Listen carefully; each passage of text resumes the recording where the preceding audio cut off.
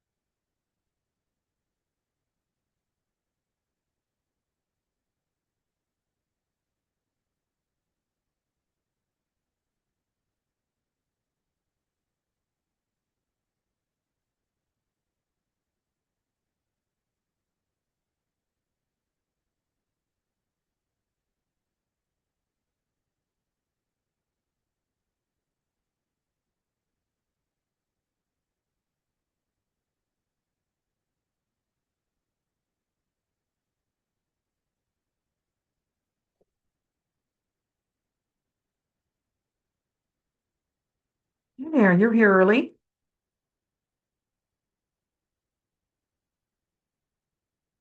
Let's see if I've got.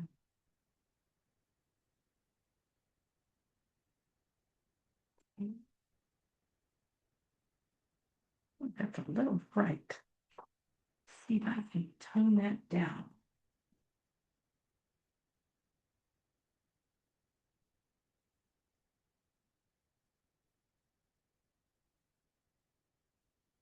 A little better. A little better.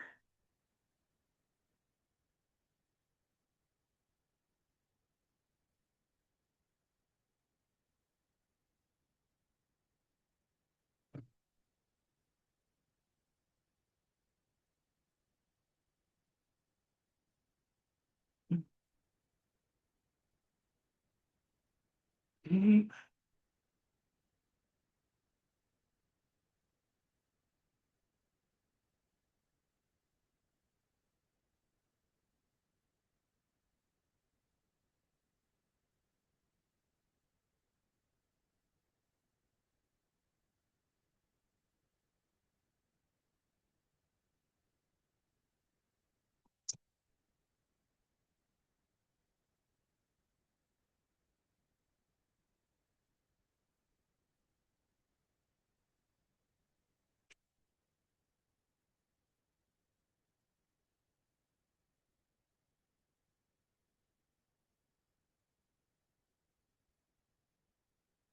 Hi there.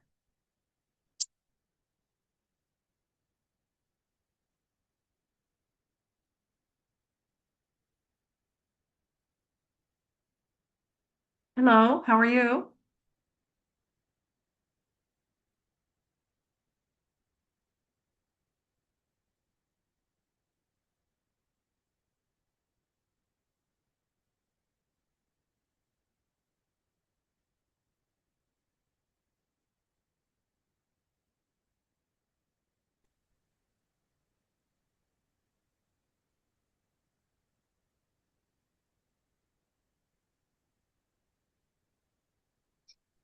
Hello. Hi there, how are you? I got it. Holy smoking upside down spit nickels. Okay, that's good. Hi, Corinne. Hi, I've how are been you having, doing? oh man. I think you and I can relate to our digital inabilities or incapabilities. Yeah, I'm trying to learn, but it's Oh, you don't know what's been going on with me. I've gone through 2 laptops, 3 phones. Uh, oh my word. oh yeah, it's Can't been a figure out while. where now I can't figure out where I have my picture. I see a Uh, picture right in the middle. right in the middle. Well, yeah, I Okay. see your 99. I'm looking at you were And it's viewing not, 99 screen. Now I okay, haven't because done anything. I just got on here, so I'm not it's sure. not, But it's I not see showing up on 99 mine. Yeah, in that's not behind showing. you, and I That, see Barringer Consultants LLC. Your gray okay, but you don't, screen. do you see my photo? My little video? I don't see your photo, but I see you live, Okay. and your background is 99. Yeah, The they do white that. letters. They do that.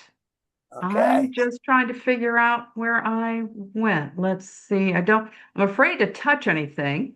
Oh, I know. I'm afraid See to. if I got here. I'm going to send a video no, I want the video. You're Um, in. I'm in. Okay, I we got. guess I could change my screen settings. George Lopez would like to say. I see Audria is got her mic on, Hello.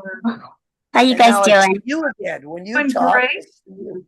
I'm just trying to figure out how things work yet. It's just like, all right, if I push this, what happens? I can't find me, which is very weird. You're there, baby. You're I'm there, there, I'm everywhere. Honest to Pete. up and I, down and all around. I don't know what happened. The camera on, it's Video, audio, yeah, but I can't see the picture of me. I don't know where it is. And I'm going to push something called show webinar.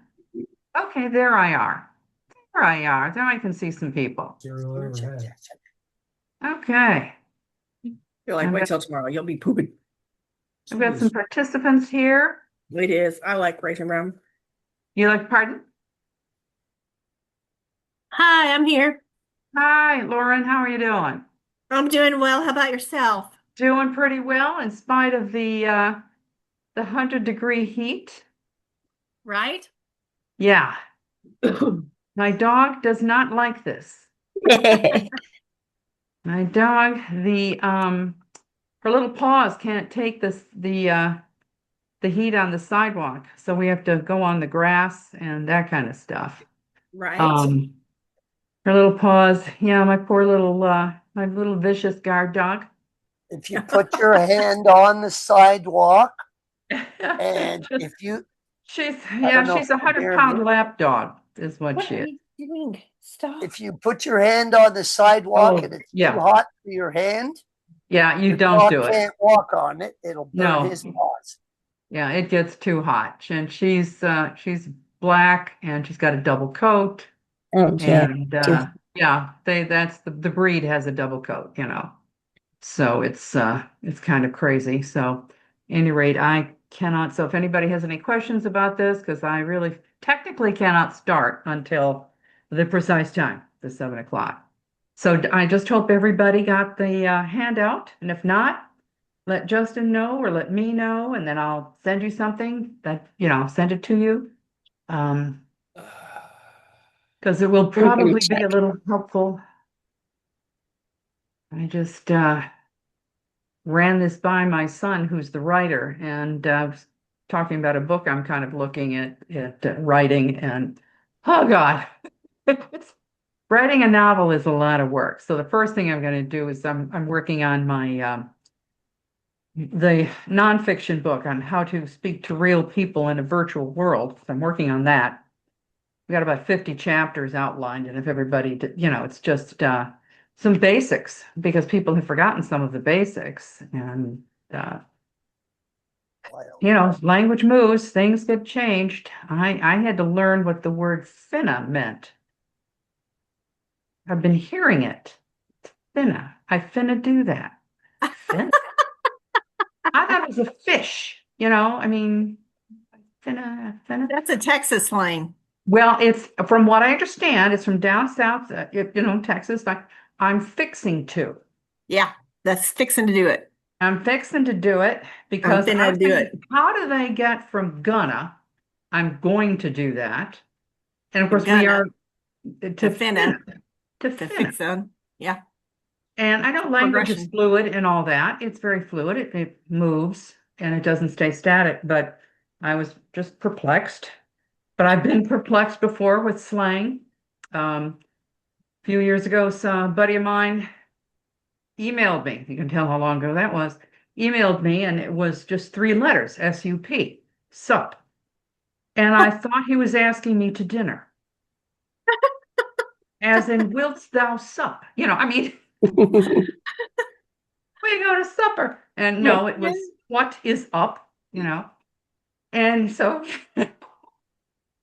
That's cute. yeah, it was like, That's an okay, old saying here. That's an old Canadian saying. Yeah, it was just funny, sup. Okay, but there are things like and this was done, J.D. Salinger did this. I just found this out for my son, the writer, because I have used it in my other language classes about, like, for example, in New York, if you go, you might hear somebody say, and if you write this down, it might make more sense, S-Q-U-E-E-T. Can you read that? That would be squeak, right? Well, it's contextually related. So what happens if somebody's like, I'm hungry. Are you hungry? Squeak. Let's go eat. Is squeak. Okay. So I I've got never that heard one. that. I've never heard that. Have you heard that one? No. Squeak. It's really, it's in colloquial. It's when spoken fast, you probably don't even notice it. Are you hungry? Squeak. Squeak. Squeak. Yeah. So it's, language is interesting. It's kind of fun. So it's like, okay, this was Finna. And I remember teaching another class and talking about, have to watch out for initialisms, abbreviations, because, anything that's got like three initials and the government is good, especially the military, they're really good with having three initials for things, and you have to be careful. So I was talking about PMS. In certain environments, PMS is pivotal mounted stinger. So it might be the same thing, but this one guy, gentleman, came over to me and he said, "How do you know that?" And I said, "I got a lot of friends in the military. I've heard it before." So one does have to be careful. It's just interesting that we are losing our future tense. Instead Can of, you repeat what? Oh, I'm sorry. go ahead. Can you repeat what PMS stands for again? I'm sorry. That was hilarious. Oh, that's okay. Pivotal mounted stinger. Aha, that's funny. So essentially, it's the same thing. Yeah. You ready? All right. Have fun. Yeah, so a Enjoy. stinger, for those who don't know, it's a missile, and the pivotal mounted means it's on the back of a mobile vehicle and it can move, Gotcha. swing in different directions. So, yeah, I have a number of military friends. So that's what I said about well, I'll talk a little bit about being careful with your colorful metaphors because this is recorded and I totally understand. And I'm not being a prude. I've heard everything. I don't need to hear it again. Uh, like I said, some of my best friends are Marines. God help me. They're great guys, but okay. I've heard it all. I do know. I have heard it all. Yeah, no, you want a Marine as a friend. You do not want a Marine as an enemy. You really don't. No, No, not you at all. don't. You want them as a friend. And so, yeah, it's like, okay, so you have to be careful. But just in general, people should be careful about using initialisms, and any of those abbreviations because they can have multiple meanings, multiple references, and different people can interpret them differently. So just a little add on there, just a little, heads up. And but it is interesting. So I said, okay, I learned something new, but it's like the original future tense is I will go to the store. We can get into different cases, but we don't have to be like the Germans with the dative case and subjunctive. We don't have to worry about the pluperfect subjunctive, thank God. But you don't want to worry about that. But it's going from I will go to the store. I mean, Like how class. often do we say I shall go buy something? You hardly ever hear I shall do this. But That's too proper. Pardon? It's too proper for a lot of people to use. It's too proper, but some language is getting a little bit too cash. Oh, yes. We're a little bit too cash, and that's why I want to. Pardon? I think it's from texting. I think texting has destroyed the English language. Yes. Yeah. And agree. But has become a little bit too casual. I blame it all on the elastic waist, the invention of the elastic waistband. It all goes back to that, too casual. So we got, the torn jeans look, the exposed midriff look. We've got all kinds of things, and we've certainly gotten far away from being trying to be elegant or anything like that. It's like I agree. I was at this concert and the girl's boobs were falling out the bottom of her bathing suit top. I told her, "Excuse me, your bathing suit's slipping a little." She's like, "Oh, that's the way I want it to look." I was very shocked. Back in the day, because the feminism was we did not want to be sex objects. Yep. We're encouraging that mentality. Gloria Steinem, right? Gloria Steinem, all those people. Yeah, it's gotten too far the other direction where we're now encouraging that and a lot of other things. I mean, it's gotten a little bit. We need to sort of pull back. Exactly. And then they blame men for being oversexed. Yeah. No, you can't. I mean, I'm sorry, I've got 3 boys. Yeah, it's I have crazy. a 20-year-old. Yep. It's crazy. I got 3 And you boys. watch the internet, people not even dressed. Not even wearing Well, I clothes. don't, my middle sons, they're all adult, okay? They all have businesses and they're all doing stuff. But when he was in college, high school, one of those, a few years ago, 20 years ago, he volunteered for some group to be at a rock concert locally. Was it Pine Knob? I'm in Oh, yeah. Michigan. Oh. Pine Knob. Yep, heard And of he that. volunteered to go. And when he came back, I had made a comment about his clothing choice. Like, oh my goodness, Dan, you wore that? And he said, I'd have been fine in duct tape. There you Okay. go. Fine. Oh, that's bad. He's like, oh my goodness. Yeah. It's just that was a little bit of an eye opener. Well, yeah, Yeah. I had staff, and I asked them to fill out an envelope and to write a check. They Oh didn't know how no. to write an envelope, where Yeah. the stamp went, or even how to write a check in a checkbook. They could take a picture of Oh. the check and deposit electronically, but they had no clue. No clue. I said, I can't believe that. I'm thinking of starting a class in cursive writing. Yes, That would be awesome. it's coming Yeah, back. just a class for people, that might want to be interested in I think it's having great. some good signatures. Here, I want to make Yeah. sure everybody's. If you went to Catholic school like I did, you learn that early on. Oh my goodness. And you also learn to move your hand real fast Right. Mhm. Before they whack. because I the was nuns actually- had the ruler and yes, No, I got my knuckles whacked more than once. but- yeah, you Hey, weren't Miss fast Paul. enough. Yeah. How you doing? Hi everybody. I'm trying to get everybody on and we've hit Oh the yeah, time. Hi, oh, hey, how you oh yeah, doing? the cursive class will be good. So, the cursive class will be good because this is a good way to practice our autographs. How we And there you how we gonna go. sign That's something for our exactly right. fans? How And you if gonna you sign something for our think, fans? No and I'm autograph. going to tell you, if you think that the elites, the people in power that don't teach their kids, I know for a fact that the kids that go to school in California in the elite schools, in the private Oh, schools, they got rid of they're it. not allowed. They're not allowed to, and this is, Silicon Valley. They're not permitted to bring their computers or their cell phones into class. Good. Oh, good. They're there to learn. So, you can be a I- sheep. My personal opinion, don't take it personal, but do what everybody else does or make yourself a little bit different and learning how to. So I'm thinking of doing that. If anybody's interested, just contact me and maybe I can set something up to do cursive writing. Absolutely.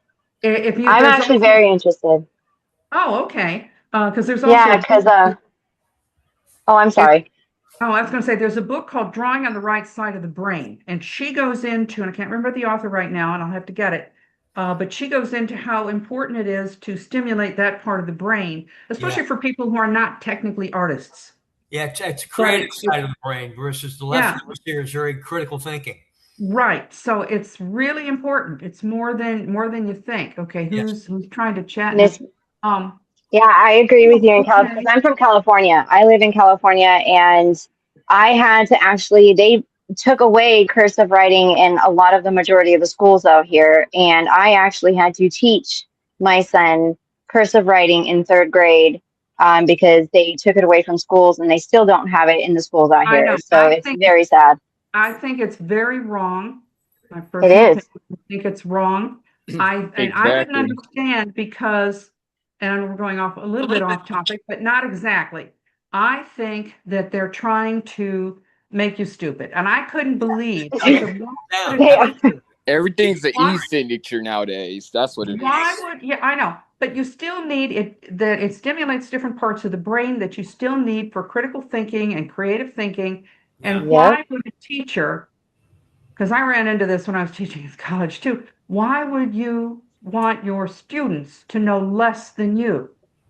Yeah, exactly. It's called don't power and understand control. That's what it's all about. There you go. That's kind of like Mhm. something is going on here. And this was years ago. And I was like, this is wrong. This does not make sense to me. But Yeah. it's Mhm. really good. There are some things online. I would just encourage people to take advantage of, there's the Palmer method is what I learned. And but yeah, you want to be able to read your signature, write your signature, but there are a lot of like historical documents that are in cursive. And what you Mhm. can't, if you can't write it, you can't read it. Yeah, Constitution. Yeah. There you go. Yeah. Yeah. Yeah. By the way, one other course I could recommend, one more for you, is a course on etiquette. That would be fantastic. Oh, that would Yes. be, yes, I've thought about that. I've thought about that. Just something because people don't even know how to shake hands. They Yeah. don't know how to Nope. make eye contact. How And to these hold are the things you door, how need to to say do for hello. auditions Yeah. Hate or, fistful. Make eye contact. Yeah. yeah, and simply like close your mouth when you're chewing, things. Oh, Yeah. that's the worst. Oh gosh, Well, yeah, I know they didn't Yeah. have Lenormand in grade school like I did. That would never have passed in her class. no, no, it's I mean, we're not talking about discussing what wine goes with, The cheese. no, just, just basic etiquette, being nice to people, and it will set you apart and it will advance your career. It can't help but do that. Civility. You That know, would be a nice course. Yeah. that's a good one. I'll have to think about that. But if anybody's interested in the cursive, I mean, I know there's some avenues online, so take a look. But we better get started here. Somebody's asking me a question. Oh, I will tell you, etiquette, personal and professional. Okay. I will also say someone just chatted here that, like I said, I'm really bad about this, trying to get better.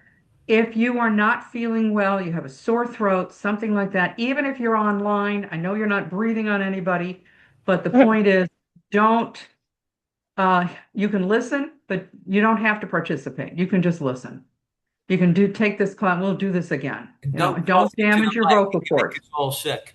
Don't damage your vocal cords. I'm going to give some exercises. You can do this later.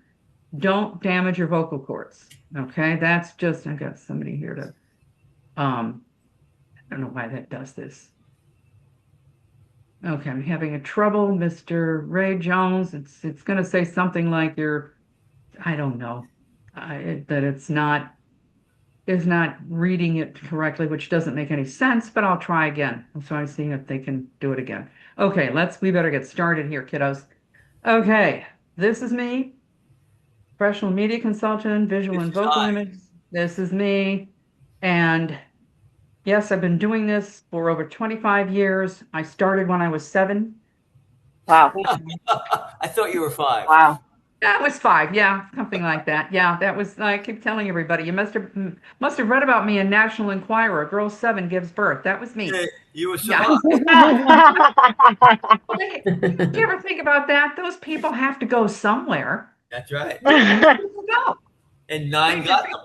Yeah, where do they go when they leave the the National Enquirer? The headlines. They've got to go somewhere.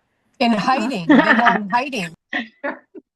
Just I gotta go somewhere. So anyway, this is next step in speaking skills for actors. Hopefully you've got the handout. If not, contact me, contact Justin.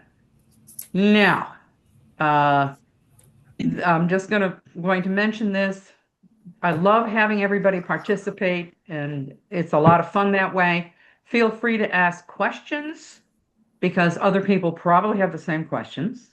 But please be polite. It's easy because I let everybody talk, so it's partly my fault that you can talk over each other. But if you kind of find yourself in that, difficult situation, everybody's talking, try to take turns. And if you have sudden background noise, like I've got a dog, so if somebody starts to bark, or the baby starts crying, or the jackhammer's outside, whatever it is, try to mute. Listen, it happens, And if you feel the need to practice a number of times, sometimes if everybody's practicing at once, it's a little complicated. And this is going to be, we're going to have a lot going on this session. I kind of updated it because I know that some people have taken this class before, but the other thing is I don't want everybody getting bored, and I certainly don't want to be bored either. So we have to do different things. So it's recommended if you are taking this class, if you have it, take the foundations of speaking skills. It's more articulation, pronunciation kind of skills. It's different, but we're going to cover some of the same stuff, but a little bit more advanced, okay? So if it's a little hard, don't worry about it. Take the foundations and then take this class again, work with the handouts. Okay. We're going to take a look at the respiratory system, because one of the things I want you to do is to learn to breathe correctly so that you can project your voice without damaging your voice. I don't want you damaging your vocal cords. That's, like I said, I was trained as a speech therapist, a speech shop. So that's something that's kind of near and dear. I had a heavy duty medical background, so I don't want anybody getting their vocal cords with lumps and bumps. We don't want to do that. Because sometimes you can fix it and then sometimes you can't. So this is just a quick little look at things. Basically looking at your trachea, the air comes in through your nose, your mouth, however you're breathing in, goes in through your trachea and into your lungs. It bifurcates into both sides of the lungs. This puppy is the diaphragm muscle. It's a dome-shaped muscle, and it separates your lungs, your thorax, your chest cavity from your abdominal cavity. I mean, you're not getting tested on this. This is just FYI. The alveoli, the little line that's pointing to that's little sacs. They're little air sacs, and they're very fragile. They're like tissue paper. So the alveoli is where the blood gets exchanged, gets oxygen from the lungs and gives out the CO2. Okay, so that's where it happens, in those little sacs. That's all that can happen. You can take, like I talk about, if you drink a little water and it gets into your lungs, not too much problem. A lot of water is called drowning, but no digestion takes place here. So this is why I talk about, being careful when you're eating, because your mother was right. You can't eat and talk and breathe at the same time. We gave that up.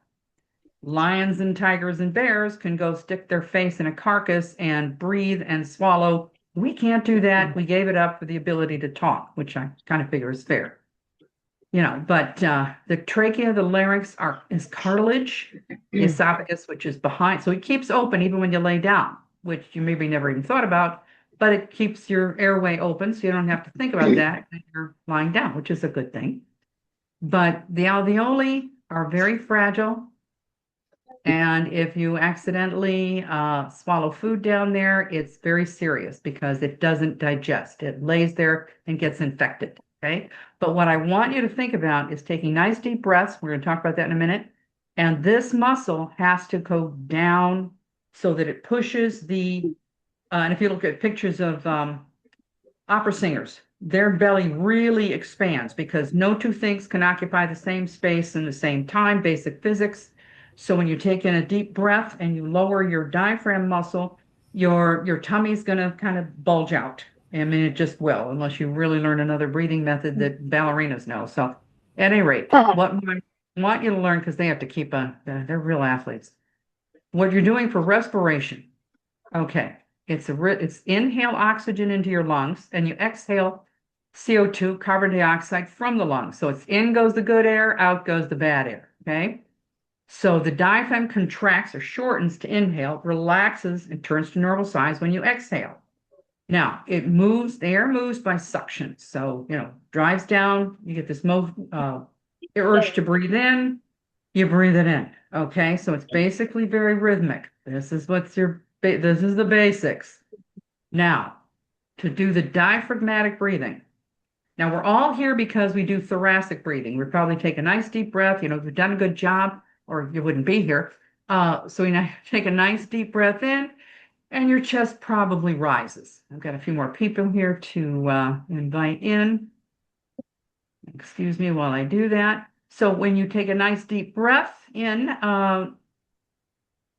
your chest goes up. There's nothing inherently wrong with this. The difference is with the diaphragmatic breathing, when you want to shout or project your voice, the change is this. If you're doing thoracic, most likely you're going to say, "Hey, Johnny, get out of the street. You want to get out of there." And you're going to be at that level.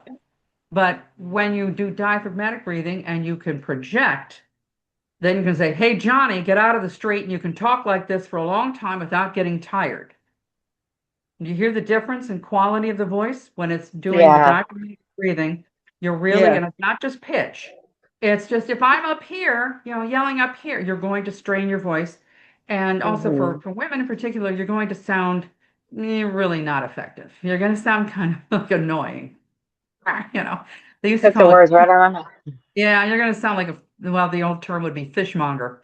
But that's a very old, that goes back to Shakespeare, but if you want to project, and you have to project, whether you're doing on stage or even just in your regular life, you might have to, you don't want to strain your voice, but you might have to project your voice. Let's say you're giving a presentation for business. There's reasons to do this. If you're a teacher, teachers are known to have a lot of voice problems because, and I've worked with several, just teaching the diaphragmatic breathing. I'm trying to make sure everybody's online here. I'm trying to see that I've got all the participants participating here. Let's see if I got the whole list. But they get a lot of strain from yelling at students because a lot of what they're doing is, dealing with behaviors that the parents haven't dealt with. That's another story. So what you're going to do is lie on your back. This is the way to start it if you're not familiar with this. And they teach this for singers, but they technically don't do it a lot for actors. So that's why I wanted to do this. You're going to lie on your back, carpet floor, not on your bed. It's too comfortable. You're going to go to sleep. But you need that support. You need the support, really. Your one hand on your abdomen, that's your tummy, and the other hand on your chest. You want to inhale slowly and exhale slowly to a count of 5. But the main thing is inhalation is shorter than exhalation, but you want to move the hand that's on your abdomen when you're inhaling. You want the hand on your chest to remain still or still as possible. It takes a little effort. This is a muscle movement you're not used to. So you want to, oops, I got a instead of a comma. What if you accidentally fall asleep while you're laying on the floor? Well, then you have to, start all over. Come back and start all over. Because that will happen. You're going to go do, like inhale. Okay. Inhale. Exhale. And let's see if I can do this. Where am I? Show webinar. Here am I. Here's me. So if you can see me. I can't see. I don't have a camera. I wish I could. I don't know how to make it larger. This is what I'm trying to learn, how to do these different things. But the chest part, this part is going to be still, and your tummy part. Let's see if I can do this. Nope, it stops. I guess what they say when my head leaves the camera, it all turns off. So it's probably the 9-9 background. I think you'll have like your own background. It'll show. If it's the 9-9 background, if I had my own, I could probably do it. Yeah, we can see you. Yeah. All Zoom backgrounds, all Zoom backgrounds do that. Yeah. So that's the 9-9 thing. But right now I don't want to do. I think we've got another one. So this hand should be still, and the one on your tummy should go up and down. Now, don't be too hard on yourself. This is a new muscle movement. It takes some time. There are videos on YouTube on how to do this. Some are good, some are not so good. Kind of the standard. Some are good, some are like, whatever. But it's something, but it may take you a bit, okay? Because I don't want you to shove your tummy out. And, there's yoga can teach you, there's a lot, I'll tell you, there's a lot of different ways to breathe. It's just amazing. So if you're here and you're still breathing, you're doing something right. Okay. I think I got it. You got it. But it took one of my clients, and I was there pushing on him. It took him 2 weeks to figure it out. And he went, so you might have to wait for a little epiphany like that, but give yourself time. Don't be too hard on yourself, but give it a shot. There are a number of breathing. I think there's this Kataro guy that's on YouTube. He does a lot of breathing exercises. I follow him. You follow him? Yeah. I've done the Wim Hof, so I can actually hold my breath on empty lungs for 1.5 minutes. Yep. Some of those people can go 3 minutes. I'm happy with 1.5 minutes. I'd like to do 2 minutes, but it's good to do 1.5 minutes. And I do take the cold showers, and I haven't been sick in 5 years. I've been good. So anyway, that's an aside. The main thing is This is something that's really valuable to learn so that you don't damage your vocal cords, you don't hurt your voice, and you can project for long periods of time and still sound, it'll make you sound a lot more authoritative. It's good, but just the 3 to 5 is mainly the inhalation is shorter than the exhalation. So you can go 3, 4, 5, and then you don't want the chest to move. You want to concentrate on getting it's down in the lower part of your lungs. You want the air to go down in here, this part of the lungs.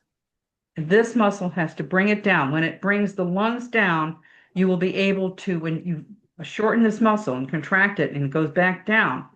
Of course, the guts are going to have to go out. The tummy's going to go out, going to project out, but you're going to fill up the lower half of the lungs, and then you're going to aim for the middle part and then the upper part. If you've ever seen anybody, I'm going to keep it on that for a second, that's very ill, and they have the clavicle bones are right here, right across your shoulders, at those skinny bones right across at the base of your neck. If somebody sees that where they're raising their shoulders a lot, it's called clavicular breathing. Usually that means there's some fluid in the lungs and it's not necessarily a good sign. COPD.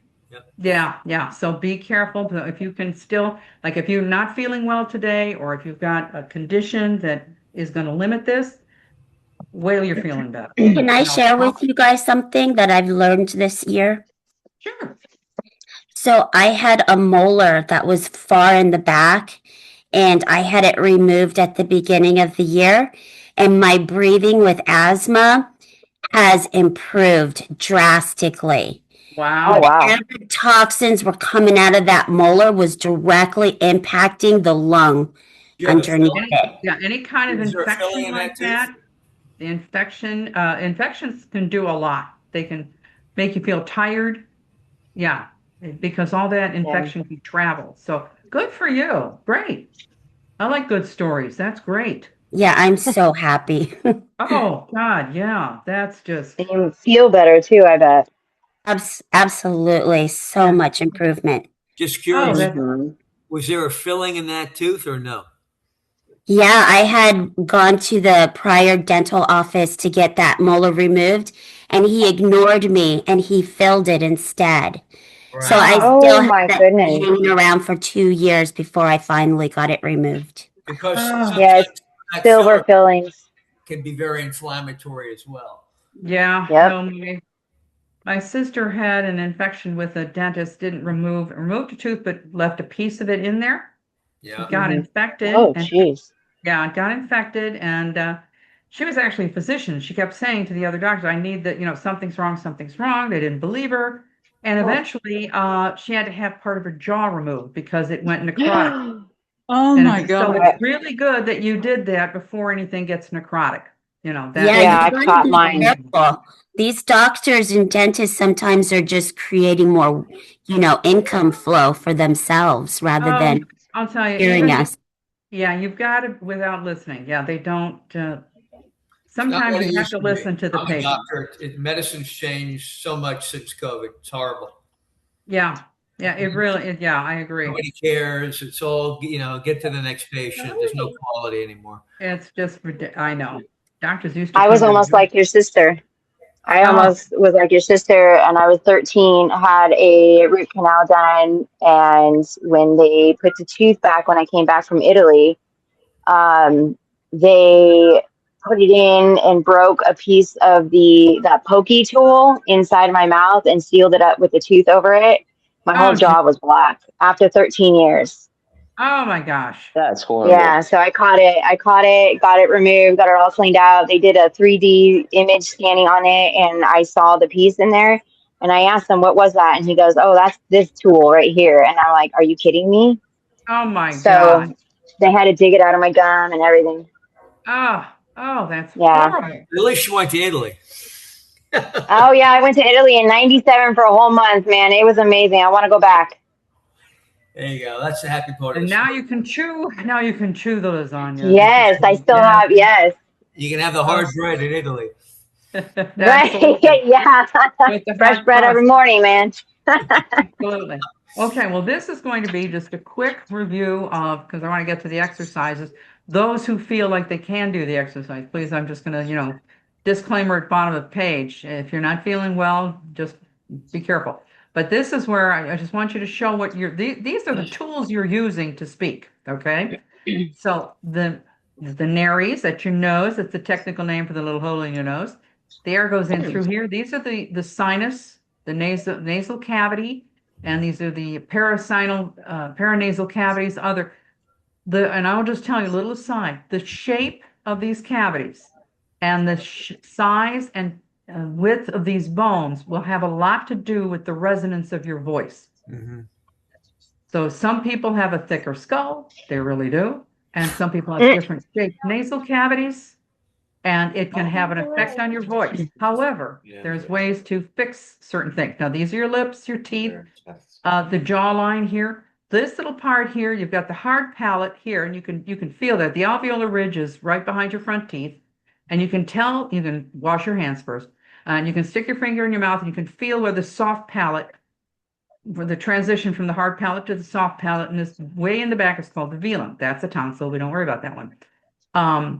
The tongue is the only muscle in the body that's like an octopus. We can move it without it attached to one bone, another hyoid bone, but you really don't need it attached to another bone to move like you do with your biceps muscle. There's an insertion on your lower arm, an insertion on your upper arm, and when you flex your muscle, the biceps, the arm moves. There's no bone like that we have to worry about. You can do, it's very, very flexible. So I just tell people, please don't pierce it. Yeah. Please don't. Oh, I took it out. Thank you. Because, I mean, there's a lot of blood vessels. Yeah. But it's really, and it also, the metal jewelry will also chip off the enamel on your teeth. Yeah. And I took it out 20 years ago. Good for you. Good for you. Thank you. It was that's great. And the other ones I would also be very careful about is anything that's piercing your lips, your cheeks. First of all, your lips, the saliva does ooze out. It is not attractive, in my estimation. Not attractive. And you really don't, it's going to kind of limit your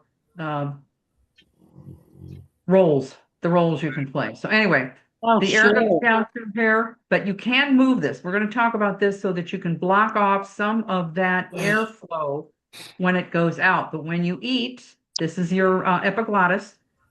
When you swallow, the food can go down here. The interesting thing is we use the same apparatus for speaking that we use for chewing and swallowing.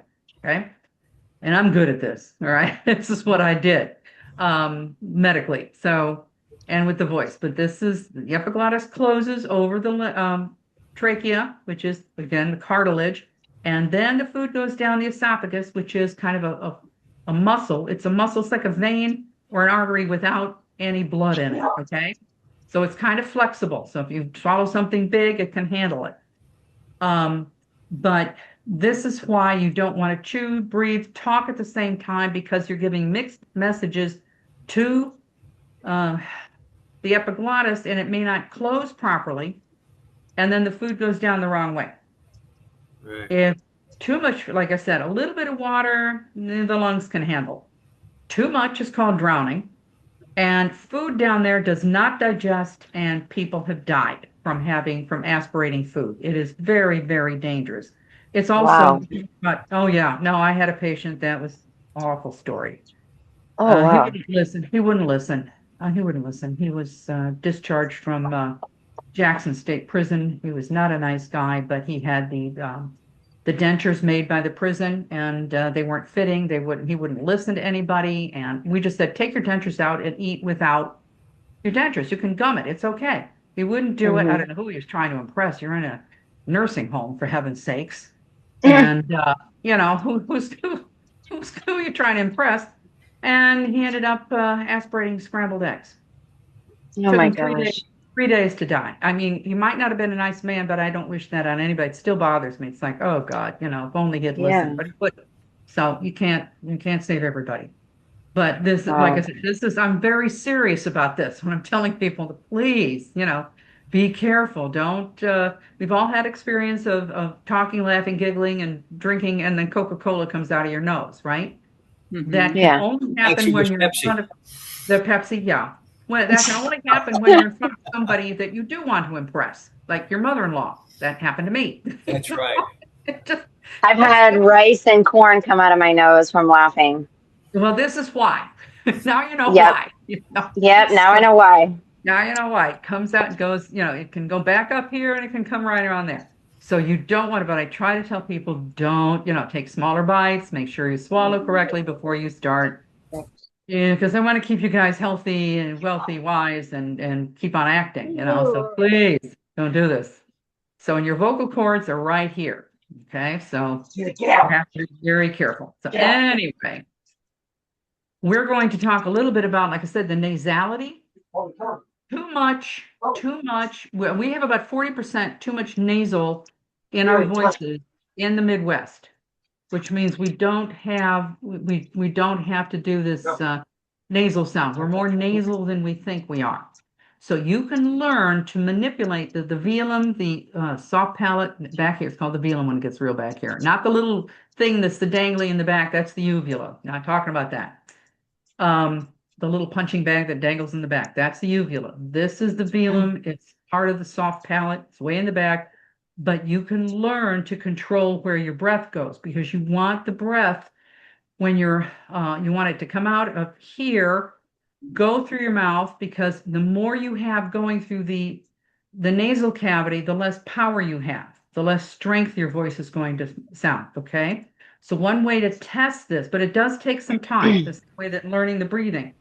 You're going to hold your nose or occlude your nares, and you're going to say, this horse eats grass, and then close your nose. This horse eats grass. Now, it should sound the same. This horse eats grass. This horse eats grass. Yep. Does it sound the same? Okay. If you feel vibration, because none of these sounds are nasal sounds. The only sounds that are nasal are M, N, and ing. Okay, like singing. Okay, or we're going to go into the nasals in a minute, but it shouldn't sound like this horse eats grass. This horse eats grass. If you're feeling vibrations in your nose, like no, that's a nasal sound. N, M, N, M, ing. Those are nasal. That's correct. But this horse eats grass should sound the same whether you have. This horse eats grass. Yeah, just if you feel anything through your fingers, by holding your nose, this horse eats grass, this horse eats grass, it's too nasal. Now you can keep it if you want, but this is where, again, with the accents and your voice and all of that. Another sound is, I saw the teacher at church. I saw the teacher at church. All the sound should come through your mouth, not through your nose. You want to try that? Don't leave it like that. I saw the teacher at church. I saw the teacher at church. Yeah, I can do that. Perfect. You can do that? Okay. Sister Susie sat by a thistle. This one's a little more of a... Sister Susie sat by a thistle. Thistle. Sister Susie sat by a thistle. It's kind of a tongue twister and for nasality at the same time. We're kind of doing both things. Oh, yeah. So it should sound the same. Sister Susie. So if it doesn't, if you're feeling any vibration, you're probably a little more nasal than you need to be.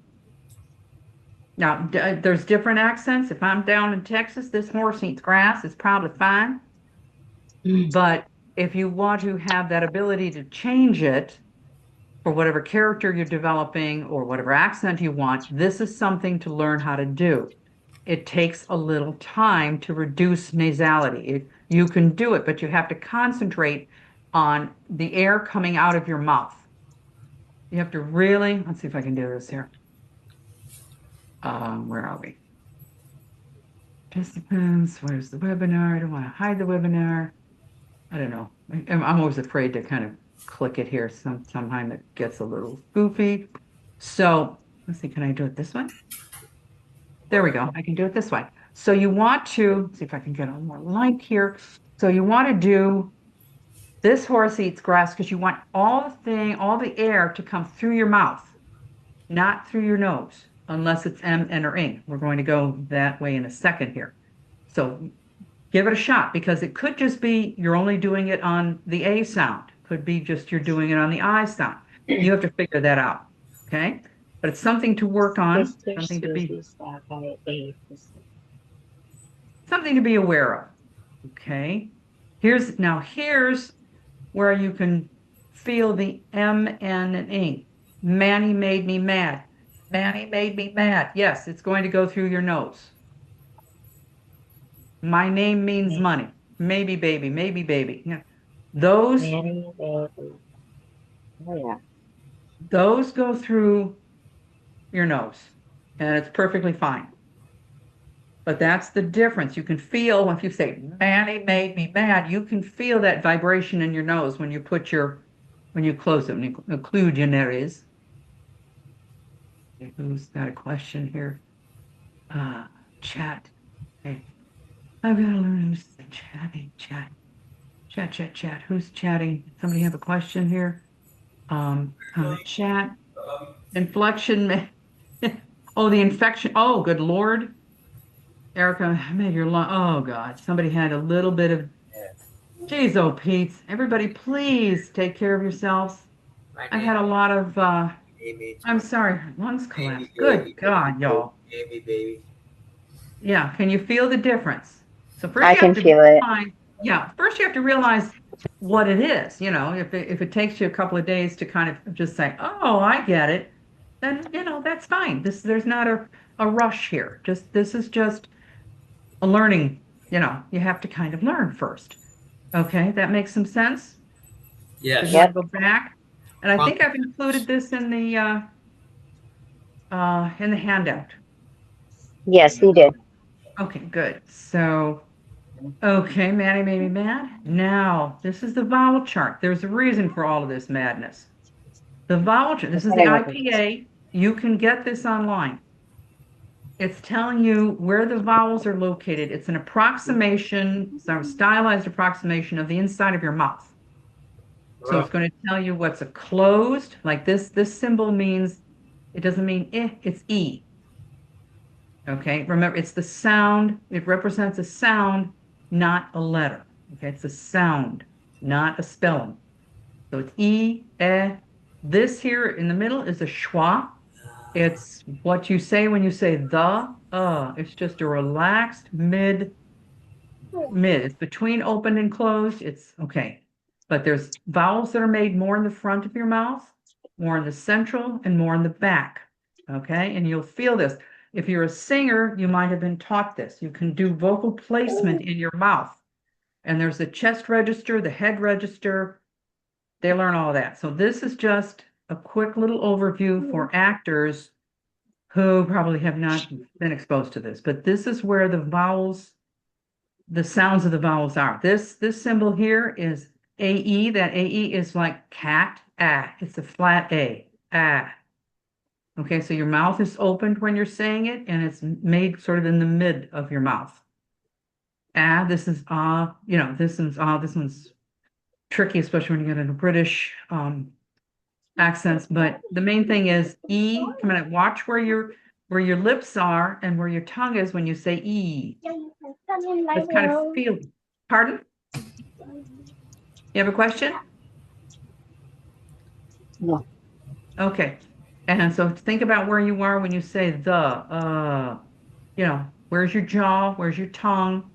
You feel your voice. Now, this is where you kind of get some fun stuff here.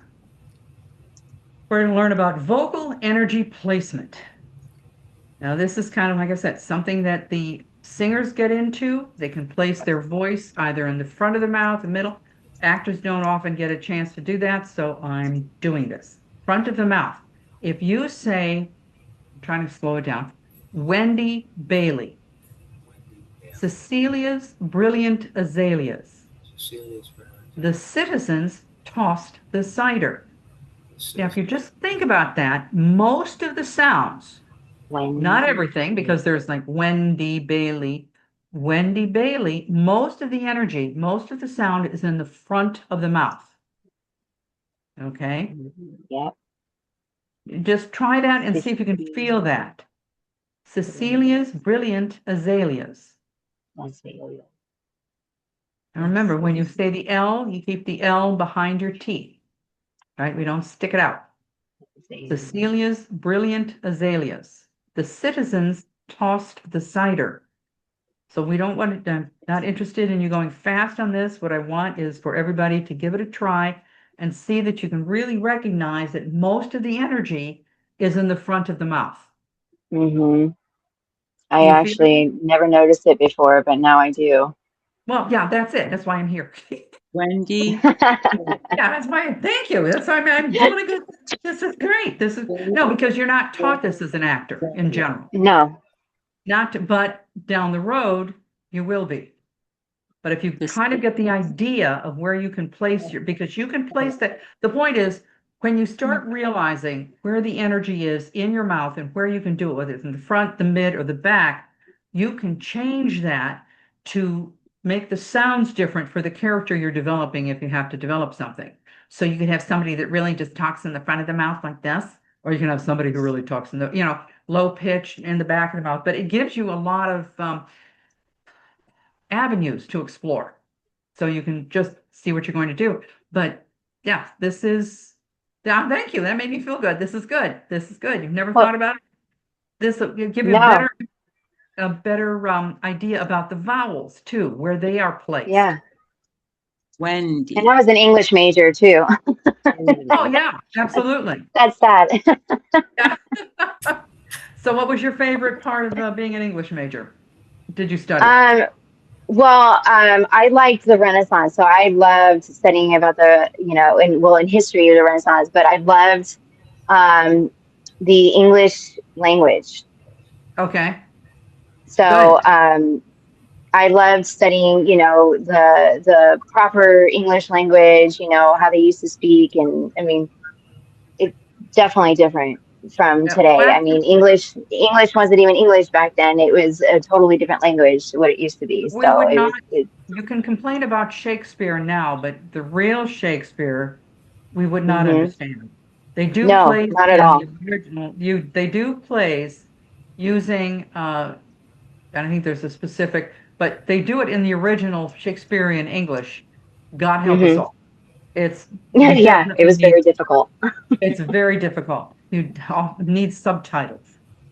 Yes. It's difficult. Okay, well that's the front of the mouth. Here's the mid mouth. Sharon chin. Savannah has the capacity for discipline. Sotheby's Dutch teacup. So just feel where the energy is, where you can see where most of the vowels, most of the sounds are in the middle of the mouth. Sharon chin. If you just did the first ones, Wendy Bailey, Sharon chin, you can kind of feel how it's transitioning from the front of the mouth to the middle of the mouth. Savannah, wow. You feel it? Mostly the vowels. Yeah. Chin, like it's the front of the mouth, though. Chin, right? Chin, yeah. Chin. The middle of the mouth. The chin is in the front of the mouth. I got it. Yeah. But think about it. If you put your hands to your side, you can feel the difference. Like if you put your hands on your cheeks when you say the words, you can feel the difference from the two different names. Because you're feeling the energy. It's not just, that's the sound energy, the vocal energy. Anybody else trying this out? I had a question. Sure. Is this mostly because of the vowels that you're pronouncing emphasizes the tone of the word? Yeah, exactly. We're mostly looking at the energy of the vowels. But because some of the consonants are going to be front, like teacup, pop, that's in the front of the mouth. But the is back further. And the S, of course, actually, that's a fricative, and that's going to be between the teeth, all that. But yeah, it's the energy of most of the vowels. Like I've said, these are sentences, so it's not a perfect situation. But if you're going back here and you're doing Wendy Bailey and you go here and Sharon Chin, you should feel the difference. Where most of the, excuse me.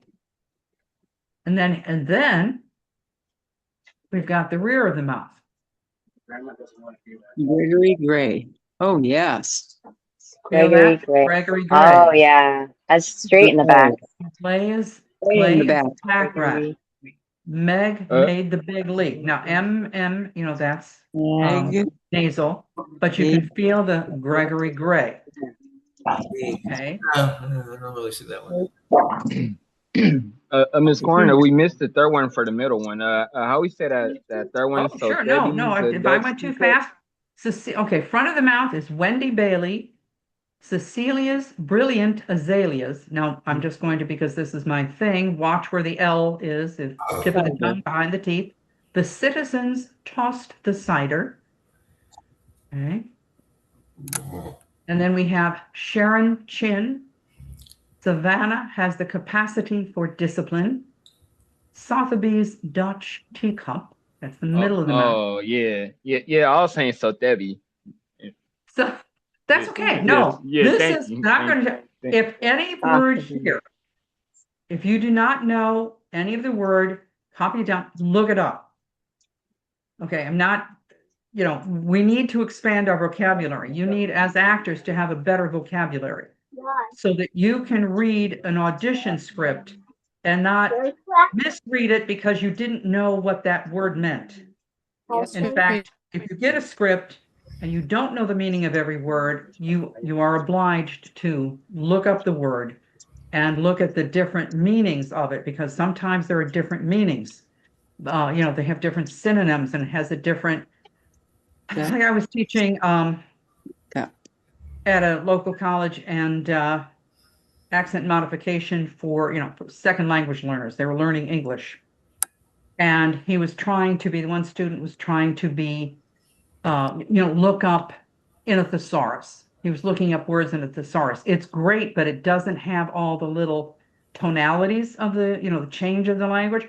So the book he was talking about, and he wrote to read the report, and he was talking about logging, and the logs go down the river, and you know how they get jammed up.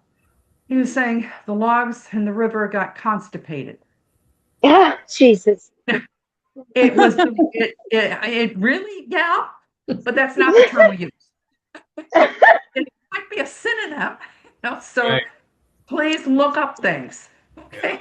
Oh, that was great. It was the poor guy. The poor guy. Oh, My goodness, you he got was the like, best stories. I get around, but yeah. I have a lot of, I know a lot of different people. I really do. I had a lot of Oh, different that's things going so on. great. But that poor dude, I just felt for him because he was trying so hard to find a synonym for the word. And it's like, it's not, you have to really look up the synonym. English is a little tricky. So, okay. It's unfortunate that he didn't realize log jam is a literal term in English. Yes. Yes, it really is. There's a lot. We have a lot, and that's what I would tell my students, and I do. I'm just going to tell that to you too. If you run across something and you don't know what it is, especially for them, they were second language learners, and some of these people had master's degrees and they were working in business. And I said, you might be laughing at a joke that if you knew what it was, you wouldn't be laughing. So if you have any question, we're safe here. Tell me what it is, and I will give you the truth of what that meant. So just feel free to say that. And they're very good, very good. They were great. So I would tell people that because it's, for example, like, what was it? Chicago. And I'm from Chicago. Chicago Oh, is nice. Windy City. Pardon? Windy City. Windy City. So I'm from Chicago, and I grew up like I said, on the South Side. But it comes from a Native American term. And I said, that means the Native American, I said, that's feather, not dot. Indian, and the Indians laughed. The East Indians in my class, they got a chuckle out of it. They're adults, but it means stinky onion. Place of stinky onion is what it meant. Mm-hmm. So just to keep that in mind, it makes people, I think, a little more grounded. Don't get too uppity here. But anyway, rear of the mouth. is Gregory Gray. Clay is a pack rat. Meg made the big league. And you can feel where that is. So you can practice that and just kind of get the idea of where the sound is coming from in your mouth, because singers learn to project from the back of the mouth, the front, they learn all that. And it's important to know that you can do that you have that capability, because it's kind of fun. Don't singers also breathe in through their nose as they sing, so they can sing continuously? Right. There's all kinds of like multiples of tricks of how to do that. But if you could learn basic and just kind of be aware, raising your awareness on this is one of the big goals. The other thing is try to learn how to do diaphragmatic breathing as best as you can. Right. And if you can do that, Kitaro guy, he's on with, he's pretty good on the breathing thing. He's really good. And, but there's also diaphragmatic breathing exercises, and they'll have videos on it, and some are better than others. I mean, it's just like anything else. Some are better than others. Fiddle around in there. If you find something that's really good and you want to refer it to me, let me know, and then I can tell other people this one's a good one. But there's a number of videos on there, how to do diaphragmatic breathing. Learn how to do it, and it will make a difference, especially if you do anything like in business or you're teaching. It will make a big difference so that you can talk a long time without getting tired. There's other tricks on that. Like if you're projecting for a long time, you're starting to get fatigued.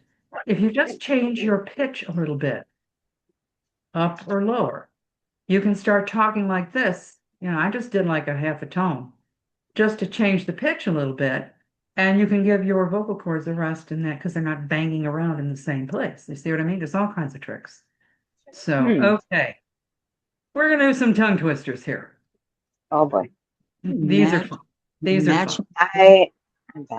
I will read it, because even my son couldn't do it. He was having a hard time.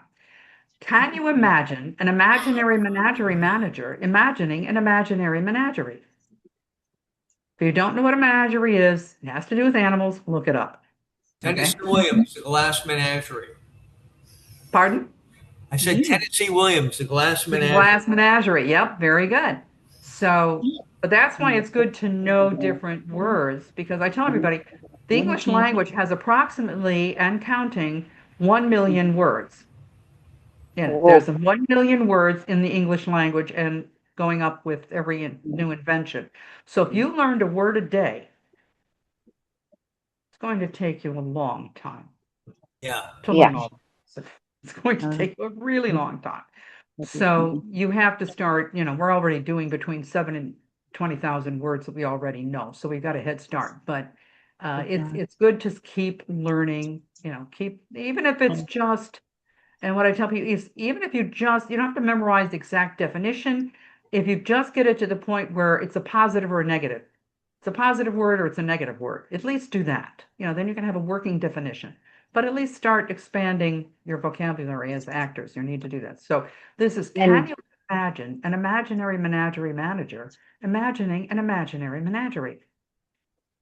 That's because menagerie is historical, and people don't know historical things anymore. No, they don't. You're absolutely right. So if you're not sure what a menagerie is, take a look, read it up, take a look, read a little bit, and then, but do as I said before, check out the synonyms so that you don't get log jammed, I thought that was the most fun to say. Pardon? I thought that was the most fun to say out of all of them when I was practicing. Yeah, it's just, out of the night that covers me, black as a pit from pole to pole, I thank whatever gods may be for my unconquerable soul. Now this is not, you don't have to do any of these fast. The goal is to hit all the sounds, to make sure that you are really moving your mouth, that you have control over your mouth. Okay, and your lips and your other articulators, as we discussed in the other class. So anyone care to try this? I would. Okay, go right ahead. Can you imagine an imaginary menagerie manager imagining an imaginary menagerie? Very good. Very good. Good job. Out of the night that covers me, black is a pit from pole to pole. I thank whatever gods may be for my unconquerable soul. Good. Now, how do those feel when you were saying them? I've been practicing them since you put them on the screen, so it was a little smoother. Peter, no, it's not. No, that was smart. That was smart. That was good. That was good. Yeah. No, it takes a little practice. I'll go ahead and try. Sure, go right ahead. Can you imagine an imaginary menagerie manager imagining an imaginary menagerie? Yeah, it's a tongue twister. Out of the night that covers me, black as a pit from pole to pole, I thank whatever gods may be for my unconquerable soul. No, unconquerable soul. Unconquerable. Try that word again. I lost internet connection. Pardon? You should be on Wi-Fi. Oh no, I'm gonna lose you. My power just went out and my Wi-Fi is gonna get cut off. It should be on your. Oh no. Ashley, Hold on. you should go in. This is what happens when you live up in the mountains. Oh, where are you? I'm in so I live up in the Gold Rush area by Coloma. Oh. Yep, so I'm surrounded by history. Oh, wow. Ashley, we're neighbors. Oh, really? Where at? Cameron Park. Oh my gosh, you're right next door. So wait a minute, are you in Canada or U.S.? California. California. Oh, okay. Oh, it's Gold Rush. Sorry. Yep. Yeah, Golden. Yeah, we're the Golden State. That's why. Oh, because Alaska had a gold rush too, so I was kind of thinking Canada. That's why you're the 49ers. The 49, absolutely. Yeah, no, I live up literally up right above the hill where they discovered gold. And then my neighbor is actually one exit down from me. That is so cool. I asked people, do you think you could have been a pioneer? I think my ancestors were. Okay. My neighbor, but I could definitely be one. Would have died. She wouldn't have made it. No, I couldn't have done it. I couldn't have walked that far, or no Starbucks. No they could be hiding gold underneath your house. You never know. Sitting on a wagon hours. It's not. There's no. It's a lump of wood. It's not. It's a plank of wood. It's not. There's still people actually gold panning up here to this day, up in the area. Yeah, I believe it. They still do it in Alaska. Mm-hmm. They still do it in Alaska. Yep. Very cool. I think Anyone else care to try this? Too late. They do it in the city subways too. Can you imagine an imaginary menagerie? Manager. Sorry, thought I had turned that on. Menagerie. The kicker here is that imaginary menagerie are both modifying the word manager.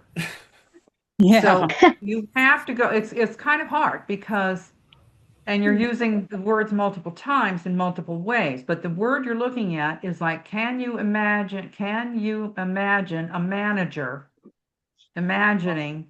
To try to skip some of these, a menagerie. Could they be pronounced the meaning? Menageries manager. But imaginary menagerie, the manager is the key word there. So all the other ones are kind of modifying. The imaginary menagerie manager. Manager is the key word. That's the noun. So could it be menageries manager, not menagerie manager? It's an imaginary menagerie manager. Not plural, though. It's not real, though. No. It's not real. No. All right, I'll go. Okay, go ahead.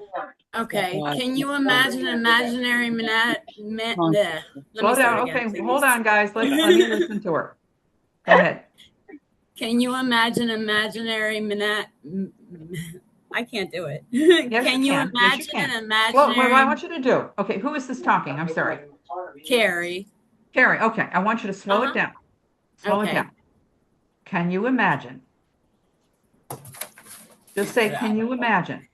Can you imagine an imaginary menagerie manager imagining an imaginary menagerie? Very good. Good job. Out of the night that covers me, black as a pit from pole to pole, I thank whatever gods may be from my unconquerable soul. Good. Now, when you practice that, I want you to go slower, and I want you to really over-articulate. Out of the night that covers me. Black Okay. is a pit from pole to pole. Okay? You really want to hit those sounds, hit those words. Very good. We're running out of. So here's some resources. It should be on your handout. I keep talking about Speak with Distinction. There's a download. It's free, but I don't know if you can actually download it or if it's just there for you to read. It's an ebook. It's the Edith Skinner book that I was talking about. She was fantastic. Then there's the International Phonetic Alphabet, the IPA. It comes with sounds. We're only interested in the English. The clicks and whistles, they have images for that, but it's on you if you want to have fun with that. But the main thing you want is the American English IPA chart so that if you want to correct your sounds, it's really good. There'll be more on my classes, other classes on 9-9. If you're interested, I have an ebook. Let me know, but email me your email. Okay? It's easier for me because I'm a little klutzy with some of this stuff. And you can also text me with any questions, comments, or suggestions. If you are having a real problem with something, I would prefer that you at least give me a call. I don't want you practicing incorrectly, okay? Then it makes it even harder. What kind of a book do you have? Pardon? You mentioned you have a book. Yeah, well, the ebook is it's very simple, just starting off thing. Digital copy, 7 strategies for your voice for actors. Nice. Oh, nice. Yeah, and where was your email again? I'm sorry. Okay, hold on. Here we go. Oh, there it is. Okay. Thank you. You can do that one. I've got it. And then you can also text me. And then I have my website is barringerconsultants.com. And I've got a weekly blog, which I haven't done this week because it's been too hot. I just didn't care.